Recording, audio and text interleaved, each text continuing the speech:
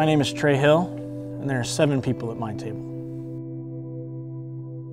In the summer of 2006, I was working at a car dealership selling cars, and I didn't realize it at the time, but my entire life, as I knew it up to that moment, was about to change drastically.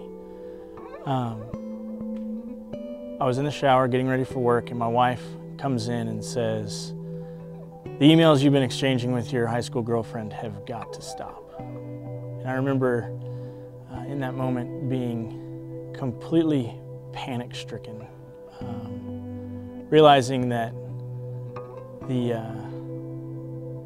first few threads of life were really coming completely unraveled, and she didn't have to pull very hard for the whole thing to just come undone. But I tried to put on up a little bit of a front, and I said, "I don't know what you're talking about." And I could just hear the anger in her voice. I mean, she wasn't yelling so much as she was just shaking. Even though I couldn't see her because there's a shower curtain between us, but she was just shaking, mad. And she said, "I found the emails, and they're so inappropriate and so disgusting. I don't even know where to begin." Allison did call my best friend Chris and my other one Brady, and they showed up at my office, put me in the back of a car, and said, "First of all, you're an idiot." And then they said, "And we're going to Arlington. You get to talk to your father-in-law and tell him what's been going on." That's not a conversation you really want to have. But it was sort of the way that they patterned out loving me really well, which is weird to say. I feel like in that moment I was a person who had no ability to walk.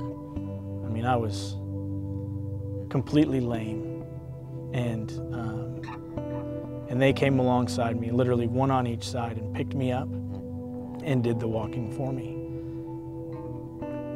And it was because those 2 guys didn't give me an out. They didn't pat me on the back and say, "Hey, we get it, we struggle too." And that's what being brutally honest with the people you're in community with brings about. They put me in that seriously difficult situation, but they also didn't leave me alone. They stood right beside me the entire time.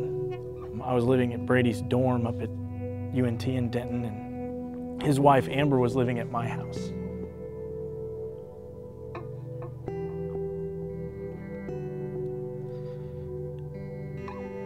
To this day, no secret or no surprise, they're our best friends in the whole world. And down to the fact that they lived with us for 16 months before moving to the desert to go be missionaries in the Middle East. I remember being really torn up whenever they were about to go, because it was like I wasn't 100% confident that I knew how to walk on my own. I'd been doing it so long with people by my side that I think, looking back on that period of our lives, we both now understand that community is absolutely critical in life. And I'm super thankful that God had given me 15-year-long relationships that I could fall back on in a time of need.